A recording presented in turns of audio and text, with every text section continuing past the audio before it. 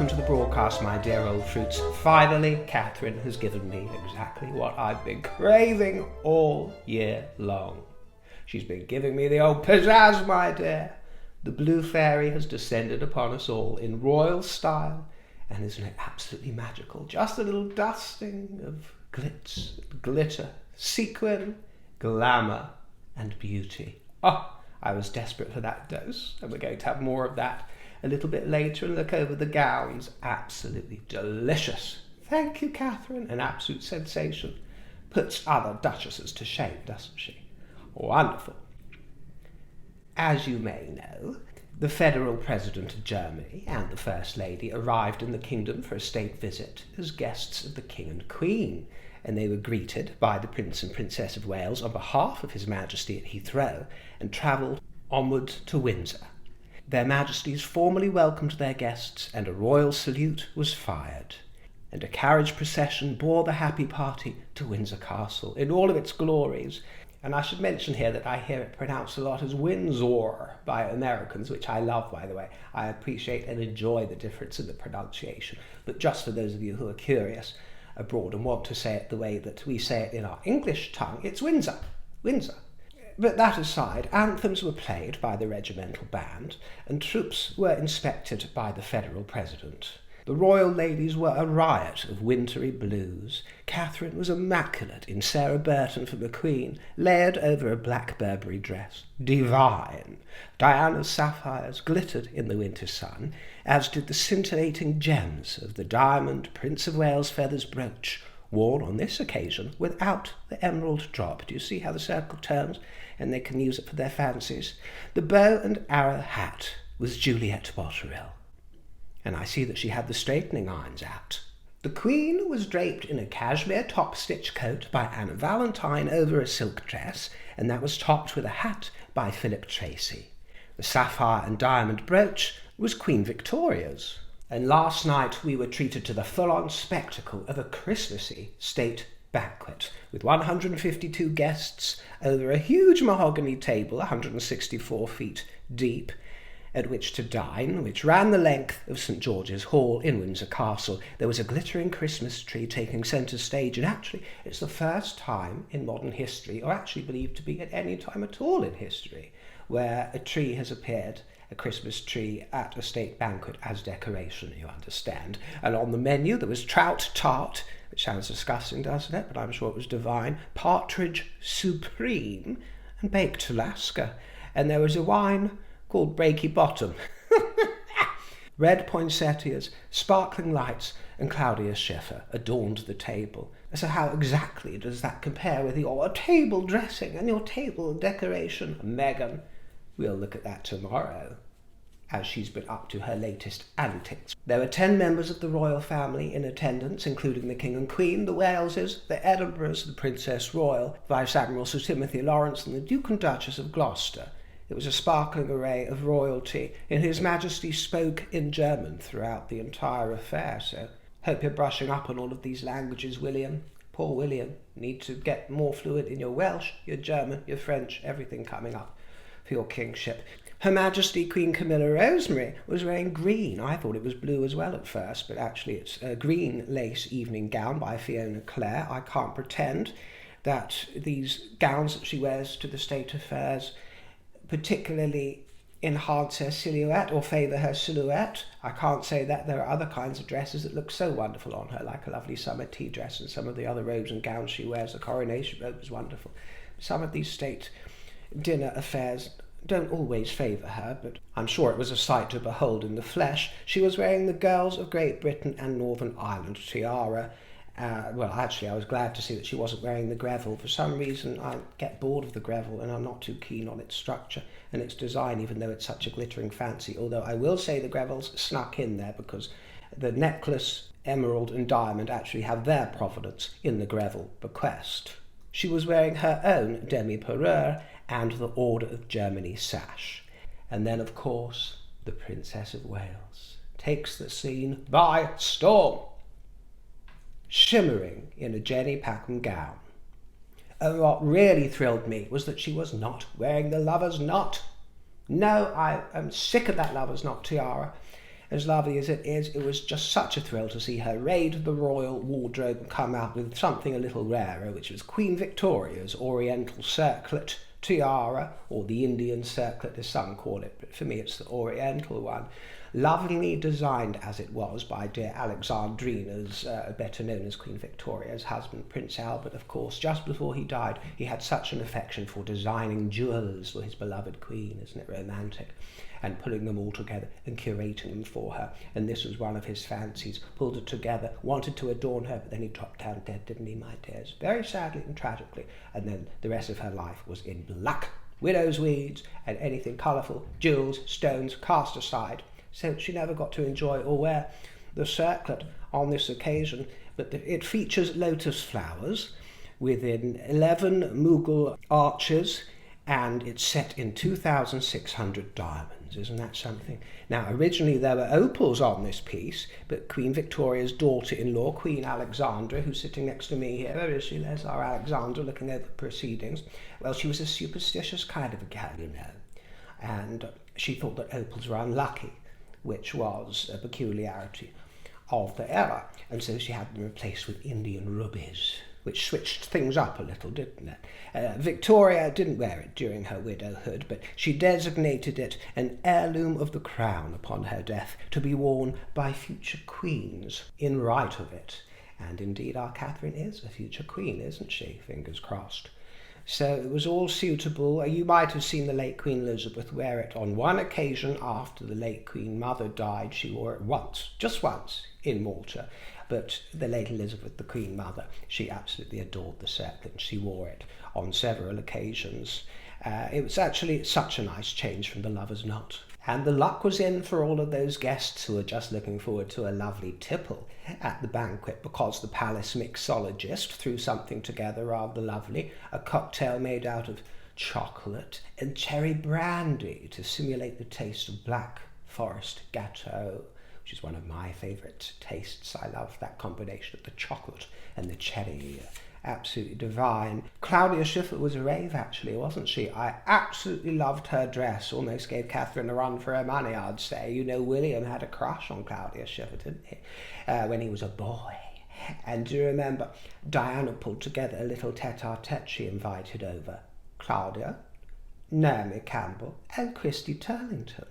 And they arrived at Kensington Palace, and, of course, Diana called down the blushing...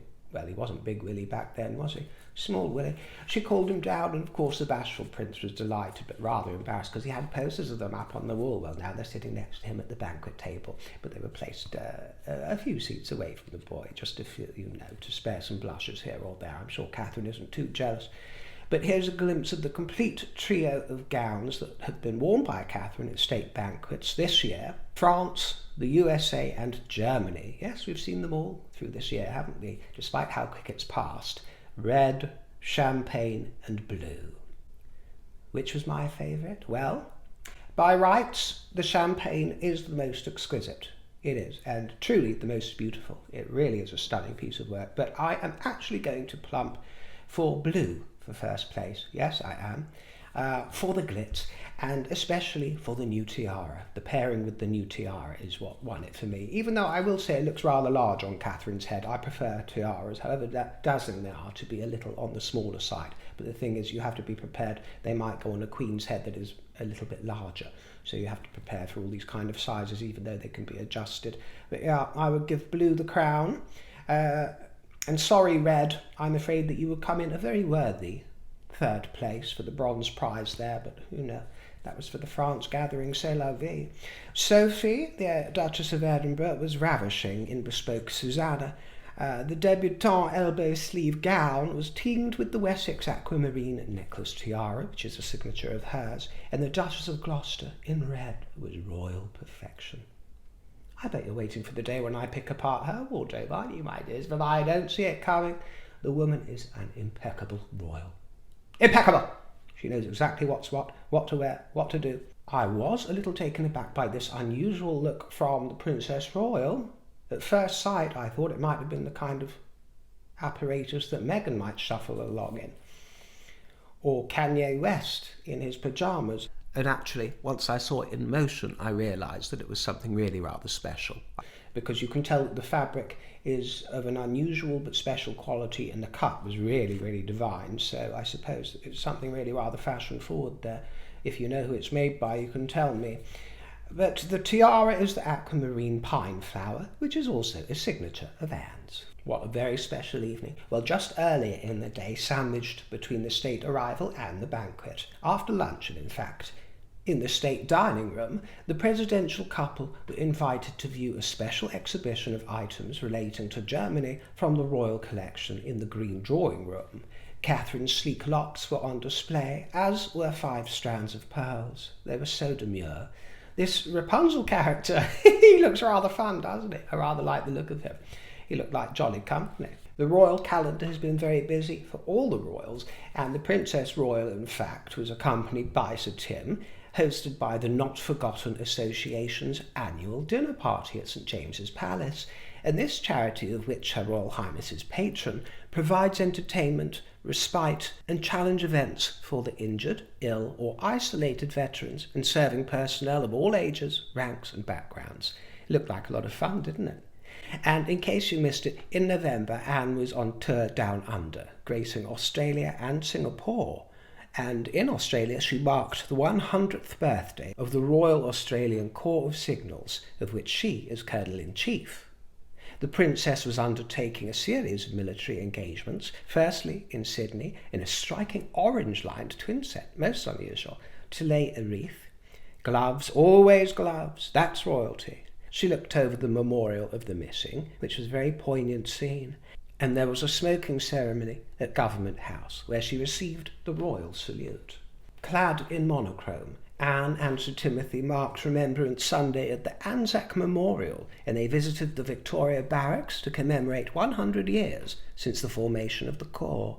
Following the parade, they enjoyed a garden reception with retired personnel and their families, and then it was to Melbourne, at the Victoria Peace Memorial, and a centenary visit to Simpson Barracks. Anne inspected the guards and unveiled a sculpture. In Brisbane, there was a service of remembrance at Gallipoli Barracks and engagements at Vehicle Bay and Duncan Oval, where Her Royal Highness fired a starting pistol for the inaugural race. Trophies and awards were presented in this whirlwind display of royal service and efficiency. And engagements continued through to Singapore, where 60 years of diplomatic relations between the Kingdom and Singapore were marked. There were audiences with President and Prime Minister, and Anne unveiled a new potted orchid. And further engagements took in the War Memorial and manufacturing facilities on the Rolls-Royce Senator campus. And oh my dears, they've been working our Sophie hard. She's been up and down, side to side, diagonal, all over the place, my dear. And she found herself in Oxfordshire, meeting with organisations who are supporting local communities. At the Raw manufacturing base, Sophie learned how the team provides training and employment to people who have faced challenges including addiction and homelessness. She toured the facilities and spoke with the youngsters of the trade. At the Windale Community Hub, based at the local primary school, Sophie enjoyed the free space that's provided to support local people to come together as a community and share skills. She spent time with creative and environmental groups, such as the Oxfordshire African Caribbean Multicultural Association Arts Group, another fucking mouthful, and at Ronald McDonald House. She celebrated their 5th anniversary in Oxford. Yes, indeed. It is actually connected to the Ronald McDonald fast food restaurants chain by association since 1974, and there are 14 of these across the kingdom, you see, that provide free home-away-from-home accommodation and support for the families of children who are in hospital, which is a testing time for these families. And then, for our golden trophy, it was to far-flung climes on official business to South and Central America, Peru, Panama, Guatemala, at the request of the Foreign Commonwealth and Development Office, and in Peru, Sophie was deployed to build on the celebration of 200 years of UK-Peru relations. She met with indigenous defenders of women's rights, and she heard from the peoples about the role that they play in territorial governance, environmental crime and climate change. She enjoyed fancy business dinners, and she was welcomed by the Peruvian Navy. she had a very interesting visit to a national reserve where she was able to observe the national dancing, and she met with local children and artisans, and she released turtle hatchlings. How sweet. That one reminds me of Meghan. There were various receptions in Lima, and she met with the president. And then to Guatemala, where the Duchess enjoyed the Tikal National Park, with its extraordinary biodiversity and archaeological importance. She liaised with organisations that help protect vulnerable children and teenagers, and also the young people who live on the street. In Panama, there was another reception and a dinner with officials. The Duchess beguiled and entranced all of those who crossed her path and all of those whom she encountered, and she was an absolute credit to the nation. Okay, a comment here from Freddie Guimard. He's speaking about Great Britain without monarchy and says, beautiful Great Britain would be a little more of a grey country without monarchy. We need some good role models, we need a bit of glamour, here, and so much more. We even need, and this is the point which I like that Freddie is making, we need some examples of terrible behaviour, just to see what one should do, or rather not do, behave properly and respectfully, and we need some continuity. I think we should be grateful. Well, absolutely, my dear Freddie. You've got to understand, the point of royalty isn't to be totally pure. Let's look back over the centuries. I don't want my royal family members being held up as role models for a flawless, impeccable life of character and virtue. Of course, it helps if one has those virtues, the sterling values that Catherine possesses, for example. The nobility of a William, the fortitude of an Elizabeth, the devotion to public duty and service and thoughtfulness that the king possesses, the spontaneous, passionate endeavours and ability to reach through and over the criticism that Queen Camilla has received and go full force into the activity of being a royal, embracing a difficult role with complete panache, not to say that they don't have their flaws, and not to say that they aren't all divine, holy beings of impeccable virtue. I think you understand my point, because we're speaking in a time when Prince Andrew, as he was once known and how he will always be known to me, is being put through the ringer for some reasons that have merit and others that are no less than a sort of McCarthy-esque witch hunt of a sort. Relentless pursuit for perceived wrongdoings in this very sort of puritanical age that we find ourselves in lately.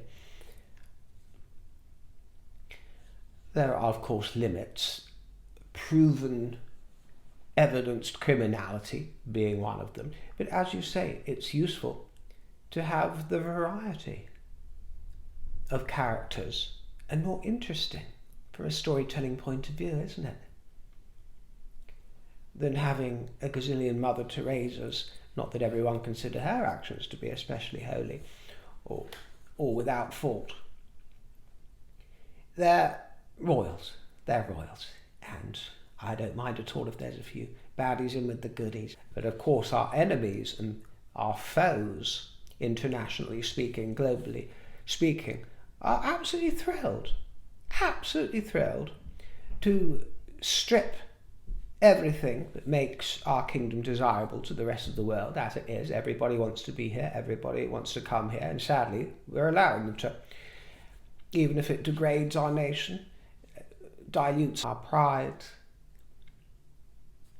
Underhanded mischief makers very successfully turning much of our population into grovelling, so apologetic for our predecessors over many hundreds of years, and it's depressing to live to witness, to be quite honest with you. It disabuses us of our nationhood, and it makes us ripe for invasion, as we are witnessing, and it's all done by the textbook playbook of interlopers and those who would wish not only England or the kingdom harm, but also the West in its entirety. Sambot says, "Hi River, with December here, what Christmas movies do you enjoy? I just adore Joan Collins in the and all through the house portion of Tales from the Crypt." I'm not au fait with that, mind you. I'll have to look it up one day. Holiday Inn is probably my favourite Christmas movie, though. Well, I can't really think of many that specifically involve Christmas that I watch at Christmas. There are other movies that I watch at Christmas that aren't directly associated with Christmas, but when I think of a Christmas movie that I love, I think of Santa Claus the movie. I think Santa Claus the movie is a great movie. I think it was actually a flop, wasn't it? In its time, I think it was actually not well received, but I absolutely adore it. I think it's a wonderful movie. I think the scenes in Lapland or wherever it is that Santa is based are absolutely magical, with all the little elves and Dudley Moore springing up here, there, and everywhere. It's unusual for me to enjoy a Father Christmas with an American accent. You know, I prefer to hear an English accented St. Nicholas for some reason. We're all used to what we used to, aren't we? But I actually don't mind his rendition at all. And he looked so the part, didn't he? So the part.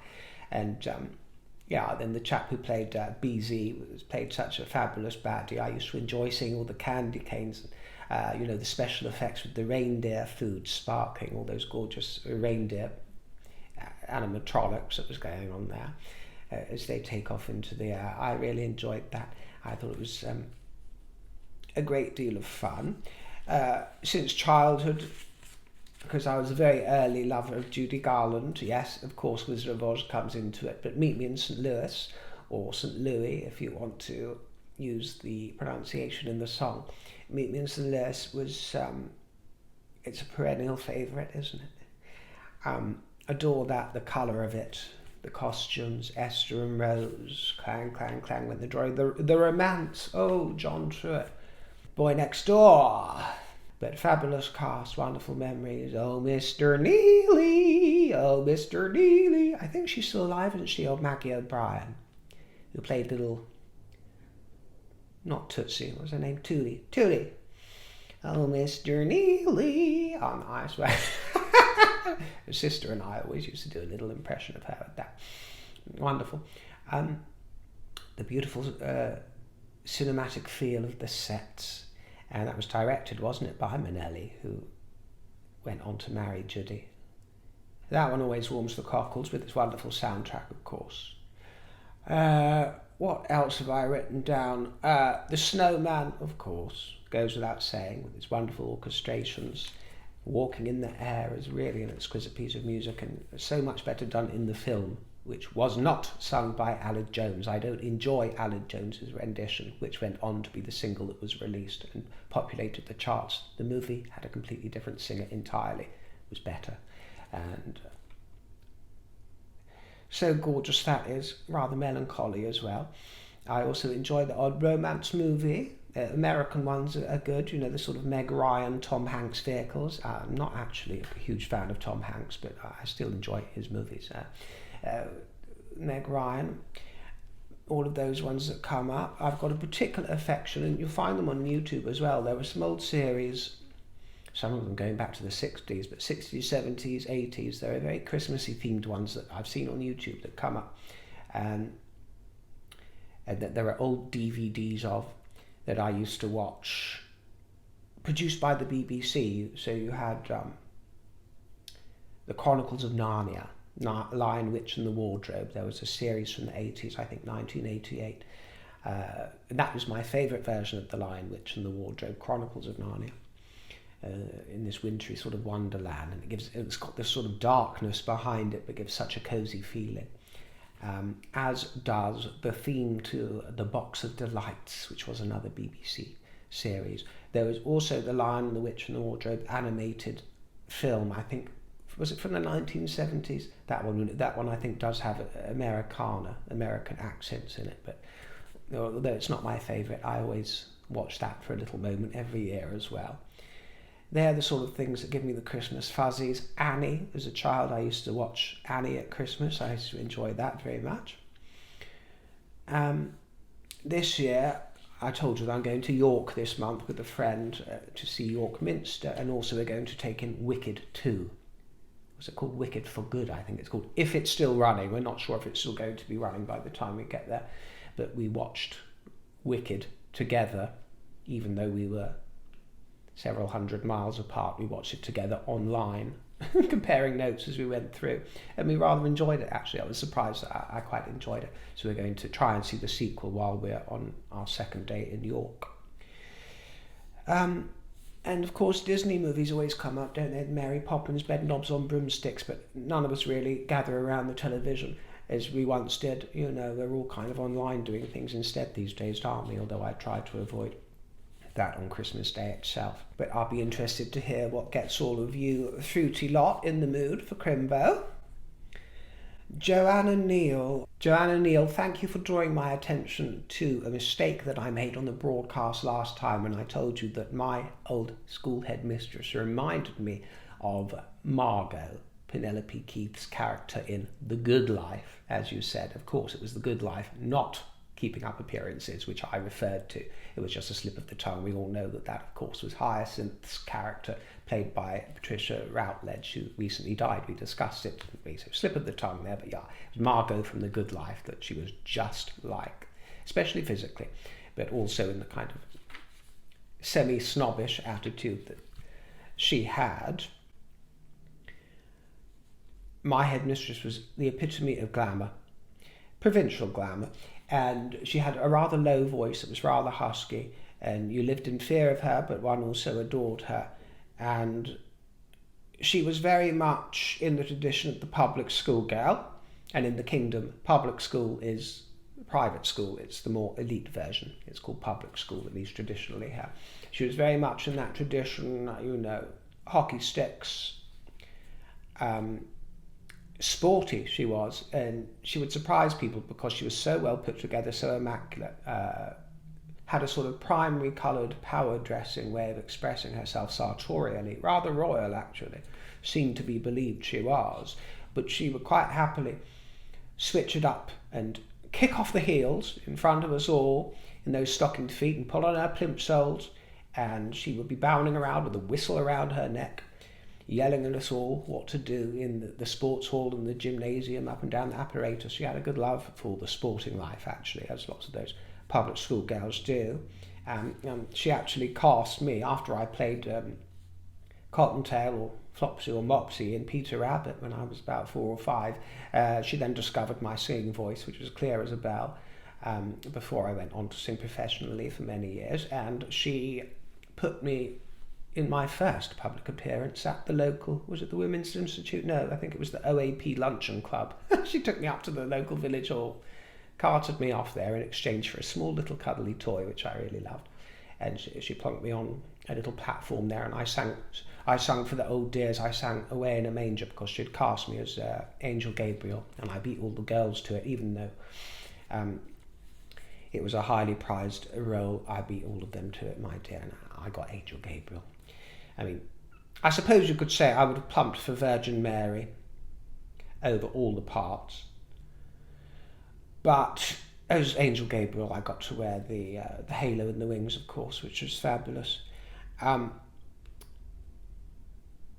I used to bump into my headmistress out of context sometimes. So I would see her at the local Marks and Spencer at the till.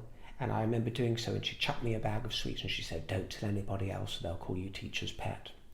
So I kept that to myself, but it thrilled me. Thanks for joining me. I appreciate your company, and I'll see you next time. Stay fruity, always on royal duty, and channel the royal spirit. Toodle pip.